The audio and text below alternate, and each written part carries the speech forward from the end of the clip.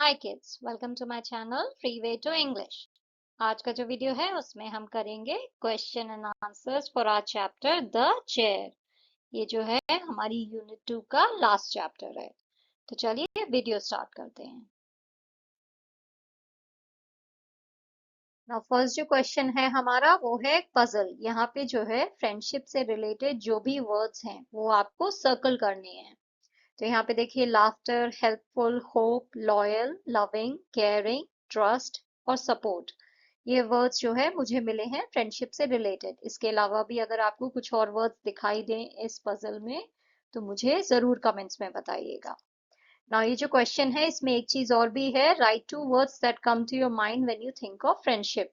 तो जब भी आप फ्रेंडशिप के बारे में सोचते हो कौन से दो शब्द आपके दिमाग में आते हैं? तो मुझे मेरे दिमाग में आता है best friends, friends for ever, इस टाइप के वर्ड्स।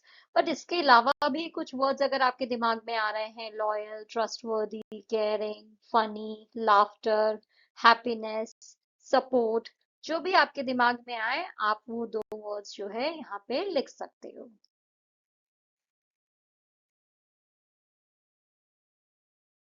नेक्स्ट जो है हमें यहाँ पे मीनिंग दिए हैं और ये जो वर्ड्स हैं इन्हें हमें कंप्लीट करना है। नाउ ये जो वर्ड्स हैं ये फ्रेंड या फ्रेंड से रिलेटेड हैं या सेम मीनिंग वाले हैं, तो इन वर्ड का मतलब भी फ्रेंड्स हो सकता है। तो पहला मीनिंग है अ person who you do things together with. एक ऐसा इंसान जिसके साथ आप चीजें साथ में करते हो। तो कौन हुआ वो? पार्टनर। एक पार्टनर के साथ आप चीजें करते हो, right? An informal word for friends, friends के लिए इनफॉर्मल वर्ड बडीज, बडीज भी कहते हैं।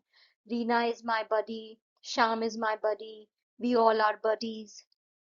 अ person who you spend a lot of time with, एक ऐसा इंसान जिसके साथ आप बहुत टाइम बिताते हो, वो हुआ आपका companion. Children who are in the same class as you at school, आपके क्लास में जो है, आपके स्कूल में आपके क्लास में जो बच्चे हैं वो कौन हुए? आपके क्लासमेट्स हुए। नाउ ये जो वर्ड है मेट्स, मेट्स का मतलब भी होता है फ्रेंड्स। नाउ पार्टनर भी जो वर्ड है हम फ्रेंड के लिए यूज कर सकते हैं, बडीज तो है ही है। कंपेनियन भी हम यूज कर सकते हैं फ्रेंड्स के लिए, और मेट जो है, मेट्स या मेट, ये भी जो है वर्ड फ्रेंड के लिए यूज होता है।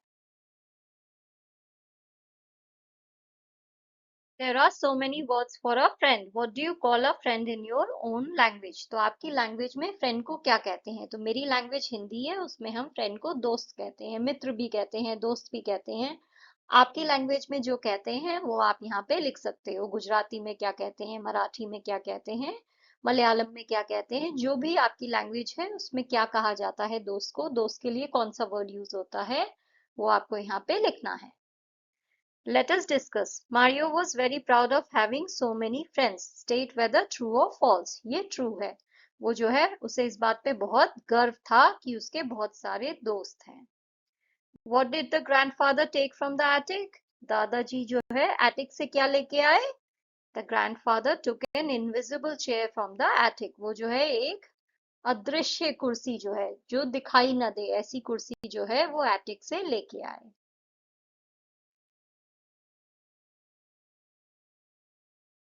Will Mario face any challenges? क्या मारियो कोई मुश्किल फेस करेगा? Yes, he will face challenges. Since the chair is invisible and tricky to sit on, he might struggle to balance on it.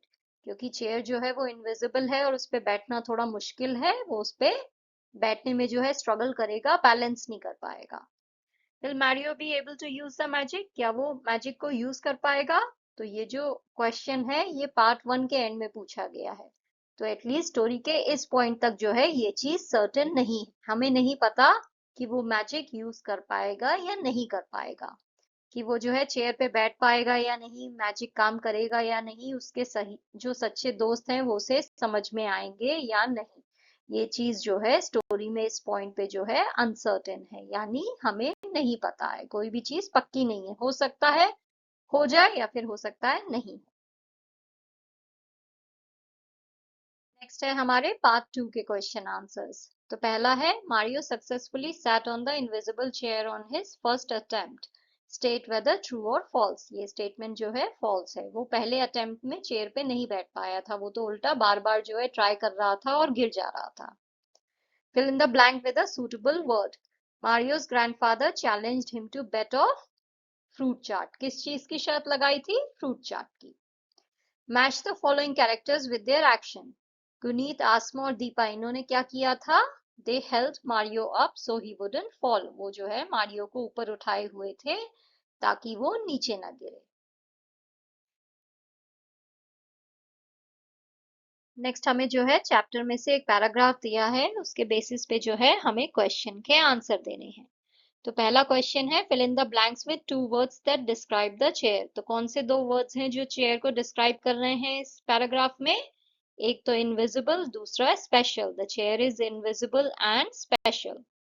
Why was it tricky to sit on the chair? Chair पे बैठना tricky क्यों था? इसलिए था क्योंकि वो invisible थी, जिसकी वजह से मारियो जो है उसे ढूंढ के उस पे बैठ जाए, बैलेंस कर ले, वो ऑलमोस्ट इम्पॉसिबल था, इसलिए वो चेयर जो है वो ट्रिकी थी। Why does Mario's grandfather call the chair special? उन्होंने चेयर को स्पेशल इसलिए कहा क्योंकि उसमें पावर थी कि वो आपके सच्चे दोस्तों को दिखा सके। Mario's grandfather calls the chair special because it had the power to reveal true friends. Next again जो है आपको एक पैराग्राफ दिया है जिसके बेसिस पे आपको क्वेश्चन के आंसर देने हैं। Fill in the blank with suitable reason. Mario says there was a technical problem because he kept missing the invisible chair and falling to the ground. उसने कहा टेक्निकल प्रॉब्लम है इसलिए क्योंकि वो बार बार जो है इनविजिबल चेयर को मिस कर दे रहा था और जमीन पे गिर जा रहा था। Mario's friends were very caring and helpful. State whether true or false. ये ट्रू है क्योंकि गुनीत, आसमा और दीपा ने जो है उसे सपोर्ट किया था ताकि वो नीचे ना गिरे। Choose the correct option to complete the sentence. Mario wouldn't give up. This shows he is strong-willed. Mario जो है हार नहीं मान रहा था। इस बात से हमें क्या पता चलता है? हमें पता चलता है कि वो बहुत ही स्ट्रॉन्ग विल था, यानी उसकी जो इच्छा शक्ति थी, जो उसके अंदर ये शक्ति थी कि मुझे वो चीज करके दिखानी है, वो बहुत ही स्ट्रॉन्ग थी। तो उसकी जो विल पावर थी, जो उसकी इच्छा शक्ति थी, वो बहुत ही स्ट्रॉन्ग थी। What was the bet about? शर्त किस बात की थी? The bet was that Mario's grandfather believed he didn't have as many true friends as he thought. If Mario could prove otherwise, he would win a fruit chart. तो शर्त इस बात की थी कि जो मारियो के दादाजी थे वो ये मानते थे कि मारियो जितने दोस्त सोच रहा है उसके हैं उतने सच में नहीं है। तो अगर मारियो प्रूव कर देगा कि सच में उसके इतने सारे दोस्त हैं तो वो एक फ्रूट चाट जीतेगा। What happened when Mario sat on the chair for the first time? जब वो पहली बार चेयर पे बैठा तो क्या हुआ? जब वो पहली बार बैठा तो वो उसने चेयर को जो है मिस कर दिया और वो जमीन पे गिर गया और उसके सारे क्लासमेट्स जो है उस पे हंस रहे थे। How was Mario able to find his real friends? कैसे जो है उसे उसके सच्चे दोस्त जो है पता चले? Mario found his real friends when Guneet, Asma and Deepa supported him and held him up so he wouldn't fall, while others only laughed at his struggles. तो मारियो को जो है उसके सच्चे दोस्त कौन है ये तब पता चला जब गुनीत, आसमा और दीपा ने जो है उसको सपोर्ट किया और उसे जो है उन्होंने पकड़ लिया ताकि जो है वो जमीन पे गिरे नहीं, जबकि बाकी जितने भी लोग थे वो सब जो है उसकी मुश्किलों पे जो है हंस रहे थे कि वो बार बार गिर रहा था तो सब लोग हंस रहे थे, बट खाली ये तीन लोग थे जिन्होंने जो है उसे सपोर्ट करा और उसे गिरने नहीं दिया। Do you think the magic chair test was good? Why do you say so? आपको क्या लगता है ये जो मैजिक चेयर टेस्ट था ये अच्छा था और आप ऐसा क्यों कह रहे हो? तो yes, the magic chair test was good because it revealed who truly cared for Mario and who only pretended to be his friend. तो ये टेस्ट जो है इसलिए अच्छा था क्योंकि इससे जो है ये सच सामने आया कि कौन जो है सच्ची में जो है मारियो के बारे में जो है चिंता करता है, मारियो का ध्यान रखता है, और कौन जो है सिर्फ नाटक कर रहा है कि उसका दोस्त है। प्रिटेंड का मतलब होता है नाटक करना। It showed that real friends support and help each other. इस टेस्ट से जो है हमें ये पता चला कि जो सच्चे दोस्त होते हैं वो एक दूसरे का सपोर्ट और हेल्प करते हैं। What does friends for life mean to you? Friends for life का जो है आपके लिए क्या मतलब है?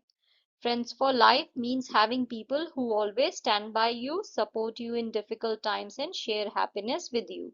तो मेरे लिए इसका मतलब है कि ऐसे लोग मेरे पास हों जो हमेशा मेरे लिए खड़े रहें, मेरे सपोर्ट में हो, कभी भी मुश्किल मुझे आए तो मेरा सपोर्ट करे और मेरे साथ जो है अपनी खुशी बांटे और मैं उनके साथ अपनी खुशी बांटूं। तो कुछ ऐसे लोग हों, ऐसे मेरे दोस्त हों जो हमेशा मेरे साथ खड़े रहें। कोई भी प्रॉब्लम आए, कोई भी मुश्किल आए, कोई भी खुशी हो, कोई भी दुख हो, इन सब में जो है मेरे साथ जो खड़ा हो वो हुआ मेरा friend for life. The grandfather's idea helps Mario find his real friends. Mention any other way that would help you find out who are your real friends. तो क्या कोई और तरीका है जिससे आप पता कर सकते हो कौन आपके सच्चे दोस्त हैं? Another way to find real friends is to notice how they act in difficult situations. तो एक और तरीका है जिससे आपको पता चल सकता है आपके सच्चे दोस्त कौन हैं। आप ये नोटिस करो कि जब आपका जो है समय थोड़ा मुश्किल चल रहा है, आप किसी प्रॉब्लम में हो, तो कौन जो है कैसे एक्ट कर रहा है आपके सामने। True friends offer help and encouragement when we are in trouble. जो सच्चे दोस्त होते हैं वो हमारे को मदद करने का ऑफर करते हैं, हमें सपोर्ट करते हैं। तो कभी भी अगर हम प्रॉब्लम में हो, तो अगर सच्चा दोस्त होगा तो वो मदद करेगा या फिर मुझे सपोर्ट करेगा। while fake friends disappear और make fun of us, जबकि जो नकली दोस्त हैं वो या तो गायब हो जाएंगे मुश्किल के टाइम पे, या फिर वो आपका मजाक बनाएंगे कि तुम्हारे साथ तो ऐसा ही होना था, तुम तो जो है गड़बड़ कर ही देते हो।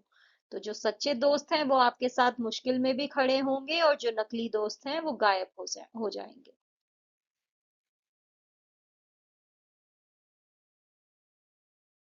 नेक्स्ट हमारी जो है ग्रामर की एक्टिविटी है। तो यहाँ पे जो है सफिक्स की बात हो रही है। सफिक्स क्या होता है? जब आप किसी वर्ड के आगे जो है कुछ ऐड कर दो, तो इस वर्ड के एंड में जो है आपने कुछ ऐड कर दिया और उससे जो है एक नया वर्ड बन गया। तो ये जो आपने ऐड किया ये कहलाता है सफिक्स।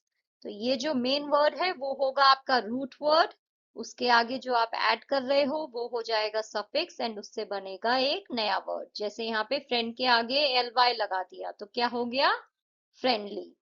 सडन के आगे अगर एल वाई लगाया तो सडनली। तो सडन क्या है? रूट वर्ड है। एल वाई क्या है? सफिक्स है। टॉक के आगे अगर आईएनजी लगा दिया तो टॉकिंग।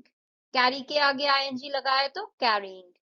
कॉल के आगे ईडी लगाए तो कॉल्ड। शो के आगे ईडी लगाए तो शोड। तो ऐसे जो है हम रूट वर्ड्स के आगे जो है अगर कुछ लगा के एक नया वर्ड बनाए तो वो जो है हमारा सफिक्स है जो आप ऐड कर रहे हो।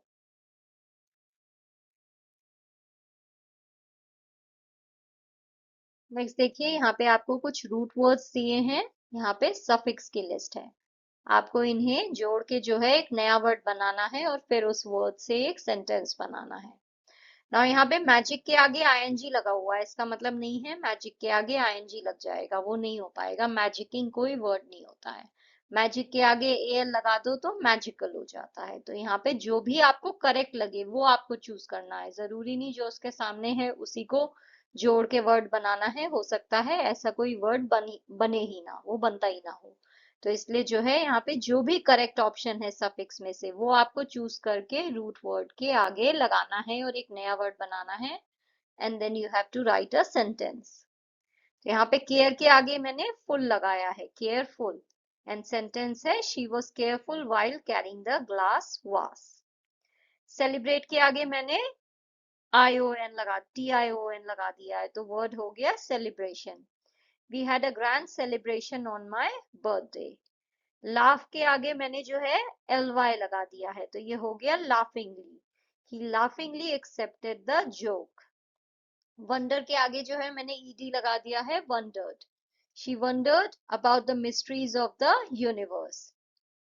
हेल्प के आगे जो है मैंने ING लगा दिया है, तो हो गया helping. I like helping my friends in time of need. Friend के आगे मैंने शिप लगाया है, friendship. True friendship last for ever and brings happiness. Courage के आगे जो है मैंने OUS लगा दिया है, तो courageous. The courageous fire fighter save the child from the fire. Careful का मतलब होता है किसी चीज का बड़ा ध्यान से आपको कोई चीज करना। सेलिब्रेशन होता है कोई बहुत बड़ा इवेंट हो, आप सेलिब्रेट करो किसी चीज को बहुत बड़े तरीके से, तो सेलिब्रेशन हो गया। लाफिंगली जो है हंसते हुए। वंडर्ड का मतलब होता है किसी चीज के बारे में आप जो है सोचो कि ये हो पाएगा या नहीं। हेल्पिंग मदद करना हुआ। फ्रेंडशिप जो है दोस्ती हुई। और करेजियस का मतलब कोई जो है कोई ऐसा इंसान जो बहुत ही बहादुर है।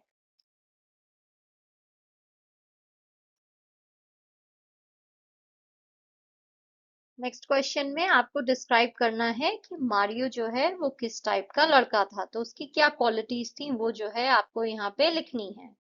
तो जो वर्ड्स होते हैं जिनसे जो है आप किसी पर्सन या चीज की क्वालिटी को डिस्क्राइब कर रहे हो, वो वर्ड्स कहलाते हैं एडजेक्टिव्स। तो जैसे मारियो जो है वो ऑनेस्ट लड़का था, तो जो ऑनेस्ट है वो एडजेक्टिव है, वो उसकी क्वालिटी है, राइट। तो कोई भी वर्ड जो किसी इंसान या किसी चीज की क्वालिटी को डिस्क्राइब करे, वो वर्ड होता है एडजेक्टिव्स। तो यहाँ पे जो है आपको मारियो को डिस्क्राइब करने के लिए कुछ एडजेक्टिव्स लिखने हैं। तो मैंने लिखा है honest, he admitted his mistake and appreciated his real friends. Second मैंने लिखा है determined, he kept trying to sit on the invisible chair despite failing multiple times, वो जो है बार बार ट्राई करता रहा, तो उसमें बहुत ही दृढ़ निश्चय था, यानी एक बार कोई चीज ठान ली तो करके रहेगा। एडवेंचरस था, he accepted the challenge and was excited to try something new, उसने जो है चैलेंज को एक्सेप्ट कर लिया, दादाजी ने कहा शर्त लगाते हैं, उसने कहा ठीक है लगाते हैं। तो इससे जो है उसका एडवेंचरस जो खूबी है वो पता चल रही है। कॉन्फिडेंट था, उसके अंदर बहुत ही ज्यादा कॉन्फिडेंस था, he believed he had many friends and was eager to prove it, वो ये चीज मानता था कि उसके बहुत सारे दोस्त हैं और वो बिल्कुल जो है इस चीज को प्रूव करना चाहता था। तो वो कॉन्फिडेंट है, एडवेंचरस है, ऑनेस्ट है और डिटरमिन्ड है। तो ये सारे जो वर्ड्स हैं ये क्या हुए, एडजेक्टिव्स, क्योंकि ये जो है किसी पर्सन की क्वालिटी को डिस्क्राइब कर रहे हैं। जैसे कि अगर मैं आपसे कहूँ आरोही इज अ गुड गर्ल, तो यहाँ पे गुड क्या है, एडजेक्टिव है, क्योंकि ये आपको बता रहा है कि आरोही जो है वो कैसी लड़की है, क्या क्वालिटी है उसकी, वो गुड गर्ल है। तो जो गुड है वो उसकी क्वालिटी को डिस्क्राइब कर रहा है वर्ड, तो इसलिए गुड हुआ एडजेक्टिव। मैं बोलूँ रोज इज अ ब्यूटीफुल फ्लावर, तो रोज जो है कैसा फूल है, ब्यूटीफुल फूल है, तो क्या क्वालिटी है रोज की, ब्यूटीफुल। ब्यूटी जो है उसकी क्वालिटी है, तो ये जो ब्यूटीफुल है ये हुआ एडजेक्टिव। तो कोई भी वर्ड जो किसी पर्सन या चीज की क्वालिटी को डिस्क्राइब करे, दैट इज एडजेक्टिव। नेक्स्ट देखिए, हमें यहाँ पे कॉलम ए में जो है एडजेक्टिव्स दिए हैं, यानी किसी भी पर्सन या चीज की क्या क्वालिटी है वो यहाँ पे दी है। नाउन्स जो हैं वो यहाँ पे कॉलम बी में दिए हैं। कॉलम सी में क्या है, हमें इन दोनों को जोड़ के एक फ्रेज बनाना है, तो जो भी आपस में जुड़े। ब्रेव जो है वो सोल्जर होता है, राइट। बहादुर कौन होता है, जो सैनिक होता है, तो ब्रेव को हमने सोल्जर के साथ ऐड करके फ्रेज बना दिया, brave soldier. The brave soldier marched ahead. तो यहाँ पे जो है कॉलम डी में हमें सेंटेंसेस लिखने हैं, कॉलम सी में जो है हमें एडजेक्टिव्स और नाउन को जोड़ के फ्रेज बनाना है। तो यहाँ पे क्लेवर के साथ क्या जाएगा, प्लान, बहुत ही क्लेवर प्लान था जो दादाजी ने बनाया था। Grandpa came up with a clever plan to test Mario's friends. Tasty के साथ क्या आएगा, पीनट्स, जो मूंगफली थी वो टेस्टी थी, tasty peanuts, we enjoyed eating tasty peanuts at the picnic. Heavy rain, जो बारिश थी वो बहुत ही हैवी थी, the match was cancelled due to heavy rain. Slight के साथ आएगा कोल्ड, हल्की सी सर्दी थी, slight cold, I have a slight cold so I am drinking hot soup. True के साथ आएगा फ्रेंड्स, सच्चा दोस्त, true friends always support each other in difficult times.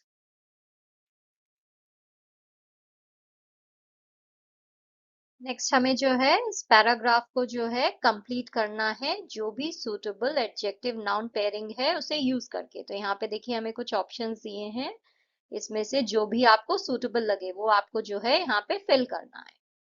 तो स्टार्ट करते हैं, once upon a time in a little village, a happy boy, right. Happy के साथ क्या आएगा, अ आएगा, एन नहीं आएगा, राइट। एन किसके साथ आता है, ऐसे वर्ड्स के साथ जिसमें ए ई आई ओ यू का साउंड आए बिगनिंग में, बट यहाँ पे क्या साउंड है हैप्पी में, ह का साउंड है, तो यहाँ पे अ आएगा, अ happy boy. Named Abhishek, found an old book, right, क्योंकि यहाँ पे ओल्ड में क्या साउंड आ रहा है, ओ का, तो ए ई आई ओ यू साउंड के साथ क्या आता है, एन आता है। An old book in the attic. He read amazing stories about fairy lands, old castles and colorful creatures. Castles मतलब किले, जो पुराने किले या महल होते हैं उनकी बात हो रही है। Abhishek's eyes got big as he imagined these magical adventures.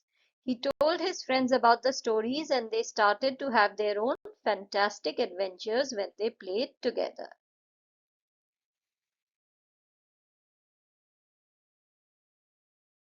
Next जो है हमारी ट्रांसक्रिप्ट की एक्टिविटी है, तो पेज 73 पे जो है आपको ट्रांसक्रिप्ट मिलेगी जो कि आपकी टीचर जो है रीड करके आपको सुनाएंगी। उसके बेसिस पे जो है आपको यहाँ पे ये ब्लैंक्स फिल करने हैं। तो यहाँ पे पहला है मोनिका फाउंड इट। मुझे लगता है यहाँ पे मोनिका नहीं होना चाहिए, यहाँ पे होना चाहिए Manu. Manu found it difficult when she took admission in the school. जब आप जो है उस ट्रांसक्रिप्ट को रीड करोगे तो आपको समझ में आएगा। आप अपनी टीचर से जो है ये स्टेटमेंट चेक करना। मुझे नहीं लगता है यहाँ पे मोनिका होना चाहिए, मुझे लगता है यहाँ पे मनु होना चाहिए। सेकंड है Manu was supported and helped by her in many ways, so it was not so difficult for the new girl to adjust in the school. Both friends experienced difficult and happy moments together. Manu is thankful to Monica for making her life easy and finding a friend. तो ये जो है आपकी transcript activity है।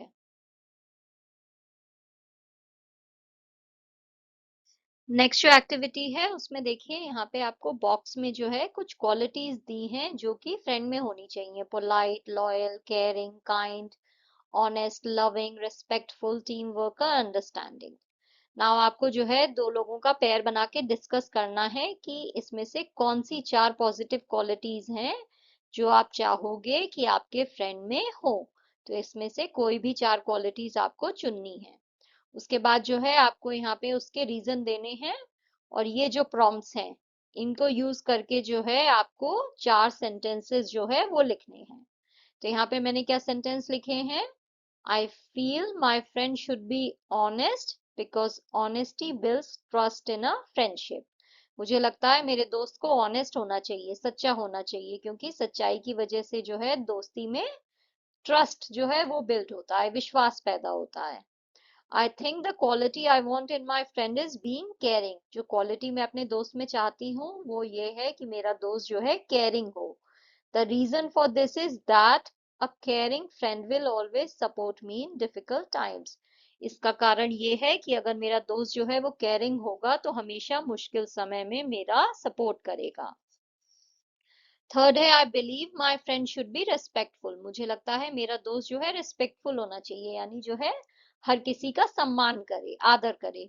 This is in order to maintain a good and healthy friendship. इस चीज के लिए जरूरी है क्योंकि इसकी वजह से जो है एक अच्छी और हेल्थी फ्रेंडशिप जो है बिल्ड होगी, राइट। अगर आप अपने फ्रेंड का रिस्पेक्ट नहीं करो, हमेशा जो है उसकी बेइज्जती करते रहो, कैसे भी उससे बात करो, तो ये अच्छी चीज नहीं है ना। उससे आपकी फ्रेंडशिप जो है वो अच्छी नहीं होगी, स्ट्रांग नहीं होगी, अच्छी नहीं होगी, बहुत ही बेकार सी फ्रेंडशिप होगी जिसमें एक फ्रेंड जो है दूसरे फ्रेंड की बेइज्जती करता जा रहा है।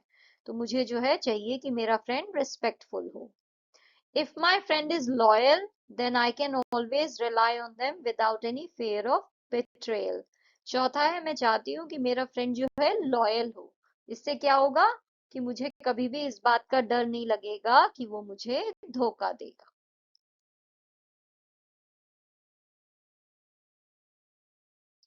नेक्स्ट है read the messages that Mario has written to his friends Deepa, Guneet and Aasma. तो यहाँ पे देखिए मारियो ने जो है अपने फ्रेंड्स दीपा, गुनीत और आसमा के लिए कुछ मैसेज लिखे हैं। पहला है दीपा के लिए। Dear Deepa, I feel so special that you are my friend. I know you will always be there for me. Before going to bed, I said a little prayer for Guneet, Asma, and you. You made me realize the value of having good friends. Best wishes, Mario. फिर उसने जो है आसमा के लिए एक note लिखा है। I feel blessed to know that you are my true friend. I would have fallen again today if it wasn't for Guneet, Deepa and you. I know I can always depend on the three of you no matter what. Best wishes, Mario. Next जो Mario ने message लिखा है गुनीत के लिए, उसे जो है हमें यहाँ पे कंप्लीट करना है। तो यहाँ पे हम क्या लिखेंगे? Dear Guneet, I am thankful to God to have you as a real friend for life. यहाँ पे रिक्वेस्टिंग नहीं आएगा, थैंकफुल आएगा, क्योंकि ऑलरेडी गॉड ने उसे फ्रेंड तो दे ही दिया है गुनीत। मैं जो हूँ सिर्फ भगवान का शुक्रिया अदा करना चाहता हूँ कि उन्होंने मुझे इतना सच्चा दोस्त दिया है। When everyone was laughing at me, Deepa, Asma, and you showed me that you care for me. जब सब लोग जो है मुझ पे हंस रहे थे, तब दीपा, आसमा और तुमने मुझे दिखाया कि तुम तीनों जो है मेरी केयर करते हो। You are indeed a blessing in my life. Best wishes, Mario.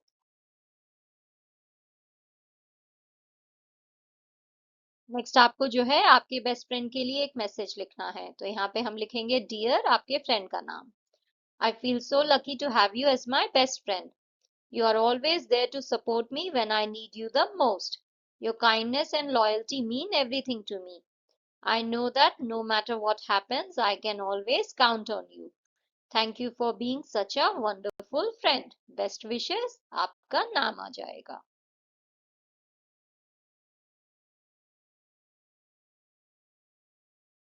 Next जो है आपको फ्रेंडशिप के ऊपर और जो स्टोरीज हैं वो फाइंड आउट करनी है, तो आप इंटरनेट पे ढूंढ सकते हो, अपने पेरेंट्स से पूछ सकते हो, और वो स्टोरीज जो हैं आपको क्लास में शेयर करनी है। तो यहाँ पे कुछ स्टोरीज हैं जो मैंने लिखी हैं, आप जो है इन्हें गूगल पे सर्च कर सकते हो। कृष्णा और सुदामा की स्टोरी जो है इंडिया में बहुत फेमस है।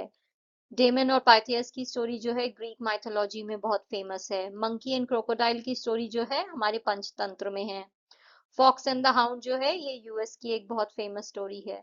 तो इस टाइप से और भी बहुत सारी स्टोरीज हैं, और आपको अलग अलग स्टेट में इंडिया के बहुत सारी स्टोरीज जो हैं वो मिलेंगी। आपको जो है वो सर्च करके अपने क्लास में जो है वो शेयर करनी है। नेक्स्ट जो है आपको फ्रेंड्स वर्ड से जो है एक एक्रोस्टिक पोएम लिखनी है। नाउ एक्रोस्टिक पोएम क्या हुई? जब आप किसी वर्ड को जो है ऐसे वर्टिकल लाइन में लिख रहे हो, top to bottom each letter को, तो और उसके बाद क्या कर रहे हो, उसके बाद वो जो लेटर है उससे एक लाइन को आप लिख रहे हो, तो वो हो गया हमारा एक्रोस्टिक पोएम। अगर आप खाली एक वर्ड लिखते, जैसे एफ से आपने फेथफुल कर दिया, आर से रिस्पेक्टफुल, तो वो एक्रोस्टिक होता। बट हमने यहाँ पे इससे पूरी लाइन बनाई है, तो ये हमारी पोएम हो गई। तो यहाँ पे मैंने किया है faithful and fun to be around, respectful and reliable, inspiring with kind words, encouraging in tough times, nice and caring every day, dependable no matter what, supportive like a true friends. तो friends का मतलब मेरे लिए ये है, faithful हो जिसपे मैं भरोसा कर सकूं, रिस्पेक्टफुल हो मेरा रेस्पेक्ट करे मैं उसका करूं, रिलायबल हो मैं उस पर भरोसा कर पाऊं, इंस्पायरिंग हो वो अपने अच्छे शब्दों से जो है मुझे इंस्पायर करे, एनकरेज करे मुश्किल टाइम में, नाइस हो, केयरिंग हो, डिपेंडेबल हो मैं उस पे भरोसा कर पाऊं, डिपेंड कर पाऊं, सपोर्टिव हो। ये सब जो है सच्चे फ्रेंड की क्वालिटीज होंगी मेरे हिसाब से। तो ये मेरी एक्रोस्टिक पोएम हो गई। समझा ना एक्रोस्टिक पोएम क्या होती है? जब हम किसी वर्ड को जो है ऐसे जो है वर्टिकल लाइन में लिखते हैं, और ईच लेटर से जो है हम एक एक लाइन जो है वो लिख रहे हैं। नेक्स्ट जो है आपको एक एक्टिविटी करनी है, और ये एक्टिविटी आपको खुद से करनी है। ओके, यहाँ पे ये जो मैंने रेस्पॉन्स दिया है ये एक सैंपल की तरह आपको यूज करना है। ये आपको नहीं लिखना है ना। आपको अपने क्लास में ग्रुप बनाने होंगे, 4 ग्रुप होंगे, और वो चारों लोग जो है अलग अलग लोगों के पास जाएंगे, चारों ग्रुप, और उनसे एक सवाल पूछेंगे कि आपके लिए फ्रेंडशिप का मतलब क्या है।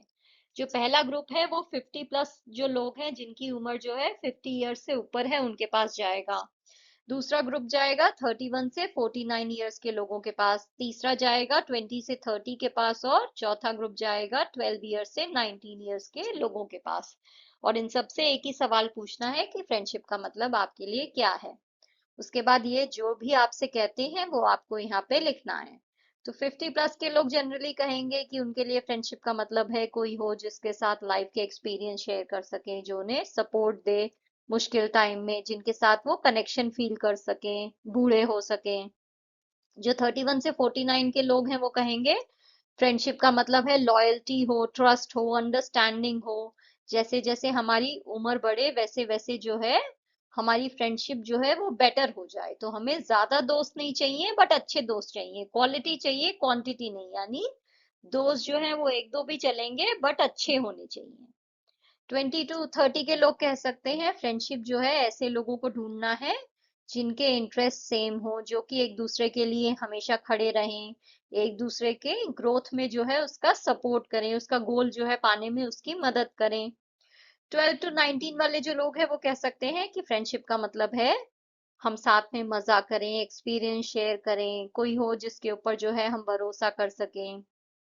और जो है लाइफ में कभी प्रॉब्लम आए तो फ्रेंडशिप की वजह से जो है हम उस चीज से थोड़ी देर के लिए एस्केप कर सकते हैं।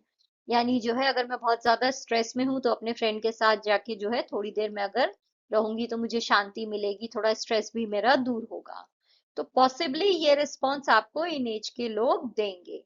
उसके बाद जो है जब आपको रिस्पॉन्स मिल जाएंगे तो आपको डिस्कस करना है कि हर एज ग्रुप के लोगों में क्या सिमिलैरिटी है, इनके जो रिस्पॉन्स हैं इसमें कौन सी चीज सब लोग कह रहे हैं और कौन सी चीज लोग अलग अलग कह रहे हैं। उसके बाद आपको देखना है कि एज के साथ जो है लोगों के व्यू पॉइंट जो है वो कैसे चेंज हो जाते हैं। तो जब हम छोटे हैं तो फ्रेंडशिप के बारे में हम क्या सोचते हैं, जब हम थोड़े बड़े हो जाते हैं तो फ्रेंडशिप का मतलब हमारे लिए क्या हो जाता है, फिर जब जो है हम बूढ़े हो जाते हैं तब फ्रेंडशिप का मतलब हमारे लिए क्या होता है। उसके बाद जो है आपको एक समरी प्रेजेंट करनी है ग्रुप के रिस्पॉन्स की, और आपको बताना है कि मेन थीम्स क्या हैं और कौन सी यूनिक चीजें हैं जो आपको इस रिस्पॉन्स में दिखाई दे रही हैं, कौन सी यूनिक चीज आपको यहाँ पे दिखाई दे रही है वो आपको प्रेजेंट करना है। नाउ सिमिलैरिटीज क्या है सबके रिस्पॉन्स में, सबके रिस्पॉन्स में सिमिलैरिटी है कि हर कोई जो है सपोर्ट और कंपेनियनशिप की बात कर रहा है। हर एज में लोग कह रहे हैं कि दोस्ती में सपोर्ट होना चाहिए, एक दूसरे का साथ देना चाहिए। हर कोई जो है ट्रस्ट और अंडरस्टैंडिंग की भी बात कर रहा है कि हम एक दूसरे पे भरोसा करें, एक दूसरे को समझें। डिफरेंस ये है कि जो हमारा शेयर्ड एक्सपीरियंस है उसके ऊपर जो हमारा नजरिया है वो चेंज हो गया है। जो ओल्ड लोग होते हैं जैसे 50+ वाले हैं वो जो है इमोशनल चीज को ज्यादा वैल्यू देंगे कि किसके साथ जो है मेरा इमोशनल कनेक्शन ज्यादा हो रहा है। जबकि जो यंग लोग हैं वो इस चीज पे ज्यादा फोकस करेंगे कि किसके साथ ज्यादा मजा आ रहा है, वो मेरा दोस्त बन जाएगा, राइट, इसके साथ मुझे बहुत मजा आता है तो ये मेरा फ्रेंड है। जबकि जैसे जैसे आपकी एज होती जाएगी आप जो है इमोशनल कनेक्शन को, किसके साथ आपको ज्यादा अच्छा फील हो रहा है, किसके साथ जो है आपको ज्यादा कनेक्शन सा फील हो रहा है कि ये मुझे बहुत अच्छे से समझ रहा है, वो आपका फ्रेंड बनेगा। साथ ही जो हमारी नीड्स हैं वो भी चेंज हो जाती हैं एज के साथ। जो ओल्ड लोग होते हैं वो जो है डीप कनेक्शन को ज्यादा वैल्यू देते हैं, उनके दोस्त भी कम होंगे क्योंकि जो है हम यहाँ पे क्वालिटी की बात कर रहे हैं, क्वांटिटी की नहीं। जबकि जो यंगर लोग हैं वो जो है चाहते हैं बहुत सारे दोस्त बन जाए, राइट, कॉमन इंटरेस्ट है, हम सब जो है वो हम सबको म्यूजिक पसंद है तो सब लोग दोस्त बन जाएंगे। तो जो भी कॉमन इंटरेस्ट है उसके बेसिस पे आपकी फ्रेंडशिप बन जाती है। जबकि यही चीज जो है ओल्ड होने के बाद जो है चेंज हो जाती है। तब इंटरेस्ट इतनी वैल्यू नहीं रखते हैं, भले ही तुम्हें दूसरा सिंगर पसंद हो, भले ही तुम्हें डांस अलग आता हो, बट फिर भी तुम मेरे दोस्त बन सकते हो अगर हमारे बीच में अंडरस्टैंडिंग हो। तो अगर जो है हम इस चीज पे रिफ्लेक्ट करें कि कैसे जो है हमारे जो व्यू पॉइंट्स है वो एज और लाइफ के साथ चेंज होते हैं, तो हम क्या पाएंगे कि as people age their priorities in friendships tend to shift from quantity to quality. Early life friendships might be based on shared activities or similar interests, but as people mature, they may seek deeper connections that offer support and understanding. जैसे जैसे लोगों की उम्र होती है उनकी priorities जो है फ्रेंडशिप में चेंज हो जाती हैं। अब मुझे 20-25 दोस्त नहीं चाहिए, अब मुझे सिर्फ क्वालिटी चाहिए, सिर्फ 2 या 3 दोस्त चलेंगे बट अच्छे होने चाहिए, मुझे अच्छे से समझे, मैं उन्हें समझूं। जो अर्ली लाइफ होती है उसमें जो है जब हम यंग होते हैं तो जो भी हम शेयर्ड एक्टिविटीज कर रहे हैं, राइट, बैडमिंटन खेल रहे हैं तो दोस्त बन गए, जिमनास्टिक जा रहे हैं दोस्त बन गए, तुम भी गिटार सीख रहे हो मैं भी सीख रही हूँ, फ्रेंड बन गए। जबकि जैसे जैसे हम मैच्योर होते हैं हमारे जो कनेक्शंस हैं वो जो है एक दूसरे के सपोर्ट और अंडरस्टैंडिंग पे डिपेंड करते हैं कि हम कितना एक दूसरे को समझ रहे हैं। जो हमारे लाइफ एक्सपीरियंसेस है जैसे कि हमारी फैमिली कैसी है, हम किस करियर में हैं, हम कितनी तेजी से आगे बढ़ रहे हैं, उस पे भी जो है हमारी फ्रेंडशिप डिपेंड करती है। अगर आप अपनी फैमिली लाइफ में बहुत बिजी हो गए तो आपकी फ्रेंडशिप कहीं ना कहीं छूट जाएगी क्योंकि अब जो है अब आप अपने बस घर में बिजी हो गए हो, करियर आपका इतना डिमांडिंग है कि आपको टाइम ही नहीं मिल रहा है दोस्ती के लिए। तो जैसे जैसे हम लाइफ में बड़े होते हैं वैसे वैसे ये चीजें भी जो है हमारी फ्रेंडशिप को जो है अफेक्ट करती हैं। Older individuals may look for friendship that are more dependable and rooted in mutual respect and trust. जो एज्ड वाले इंडिविजुअल्स होते हैं यानी जो 50+ हैं, 40+ हैं, वो ऐसी फ्रेंडशिप चाहते हैं जिसपे वो अच्छे से भरोसा कर सके। उन्हें पता हो कि कल को कोई भी प्रॉब्लम आई तो मैं अपने फ्रेंड पे जो है डिपेंड कर सकती हूँ। ऐसी फ्रेंडशिप हमें चाहिए, बजाय इसके कि मुझे इसके साथ मजा करना है तो मेरा फ्रेंड हो गया, राइट। ऐसा नहीं है कि मुझे क्लब जाना है, मुझे डिस्को जाना है, मुझे रेस्टोरेंट जाना है, मुझे ड्रिंक करना है या मुझे डांस करना है, पार्टी करनी है तो ये मेरा फ्रेंड हो गया, नहीं। फ्रेंडशिप उसके बाद जो है एक एज के बाद डिपेंड करती है कि हम कितना किस इंसान पे डिपेंड और ट्रस्ट कर सकते हैं। तो अगर ये जो हमने सर्वे किया है और ये सारा जो हमें रेस्पॉन्स मिला है, अगर अलग अलग एज ग्रुप के लोगों से, उसे अगर हमें प्रेजेंट करना हो एक समरी में, तो हम क्या कहेंगे? ये जो रेस्पॉन्सेज हैं इनकी की थीम क्या है? की थीम है कि जो सारे एज ग्रुप के लोग हैं वो सब सपोर्ट और इमोशनल कनेक्शन को जो है मेन वैल्यू दे रहे हैं। ट्रस्ट एंड लॉयल्टी जो है इनकी वैल्यू जो है जैसे जैसे एज बढ़ती जा रही है इनकी वैल्यू बढ़ती जा रही है। और जो यंग लोग हैं वो शेयर्ड एक्टिविटी पे ज्यादा फोकस कर रहे हैं कि जिसके साथ जो है मेरे इंटरेस्ट मैच कर रहे हैं वो फ्रेंड बनेगा। पार्टी करने का मन है, इसको भी पसंद है तो फ्रेंड बन गया। मुझे म्यूजिक पसंद है, इससे भी पसंद है तो फ्रेंड बन गया। जबकि जो ओल्डर इंडिविजुअल्स हैं वो डीप और लॉन्ग लास्टिंग कनेक्शन को ज्यादा वैल्यू देते हैं। यूनिक इंसाइट क्या है? जो 50 प्लस का ग्रुप है वो इस चीज को ज्यादा हाईलाइट कर रहा है कि मुझे लाइफ लॉन्ग कनेक्शन चाहिए। यानी अगर मैं 50 प्लस हूँ तो इस एज में मुझे जो फ्रेंडशिप मैंने कर ली वो मुझे सारी जिंदगी चलानी है। अब 50 के बाद मैं ऐसा नहीं करूंगी, एक दोस्त छोड़ दिया, दूसरा पकड़ लिया, फिर तीसरा ढूंढ लिया, रोज ब्रेकअप पैचअप, ये सब नहीं होगा। 50 प्लस के बाद अगर आपकी कोई फ्रेंडशिप हो रही है तो वो लाइफ लॉन्ग चलने वाली है। 31 to 49 का जो ग्रुप है वो क्वालिटी को ज्यादा वैल्यू दे रहा है क्वांटिटी की बजाय। तो ये जो एज ग्रुप है ये कहेगा कि मुझे अब इस उम्र में 50 दोस्त नहीं चाहिए, मुझे दो ही चलेंगे बट अच्छे होने चाहिए। 20 to 30 का ग्रुप जो है वो फ्रेंडशिप को पर्सनल ग्रोथ के लिए एसेंशियल मान रहा है कि मुझे जो है अपनी लाइफ में अगर ग्रो करना है तो जरूरी है मेरे दोस्त भी अच्छे हों। क्योंकि हम सब जो है साथ में करियर के बारे में सोचेंगे, सबके जो विचार हैं वो मिलेंगे, राइट? अगर आपका फ्रेंड जो है वो अपने करियर में आगे बढ़ना चाह रहा है तो उसे देख के आप भी ज्यादा इंस्पायर होगे। तो उस एज में आपको ऐसा फ्रेंड चाहिए जो है आपको मोटिवेट कर सके, जो खुद भी आगे बढ़े और आपको भी आगे बढ़ाए। जो 12 to 19 का ग्रुप है वो फ्रेंडशिप को देख रहा है as a way to escape pressures and have fun. तो ये जो एज ग्रुप है ये फ्रेंडशिप को सोचता है कि ये एक तरह से एक जरिया है जिससे जो है अगर मुझे लाइफ में कुछ प्रॉब्लम है तो मैं उससे भाग सकती हूँ। घर में अगर प्रॉब्लम हो रही है, ज्यादा मम्मी चिक चिक कर रही है, बार बार पढ़ाई को कह रही है, तो क्या करूंगी? दोस्त के पास भाग के खेलने चली जाऊंगी, राइट? क्योंकि ये मेरा एस्केप हो गया, वहां जाके कोई मुझसे पढ़ाई का डिस्कशन नहीं कर रहा है, मुझे सब बहुत अच्छा अच्छा लग रहा है। तो 12 to 19 का जो ग्रुप है उनके लिए फ्रेंडशिप का क्या मतलब है? प्रेशर से एस्केप करना। 20 to 30 के लिए फ्रेंडशिप का मतलब है पर्सनल ग्रोथ हो, ऐसे दोस्त हो जो मुझे आगे बढ़ाएं। 31 to 49 के ग्रुप के लिए क्वालिटी की ज्यादा वैल्यू है क्वांटिटी की नहीं, यानी 50 दोस्त नहीं चाहिए, दो भी चलेंगे बट अच्छे हों। और 50 प्लस का जो ग्रुप है वो कह रहा है कि अब इस उम्र में मुझे लाइफ लॉन्ग कंपेनियनशिप चाहिए, एक दोस्त मिल गया पूरी लाइफ चलेगा, और कोई नहीं चाहिए, बस अच्छा होना चाहिए।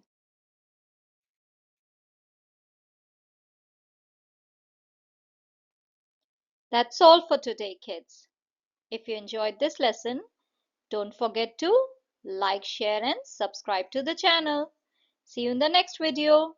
Until then, stay smart, stay curious, and stay strong. Bye.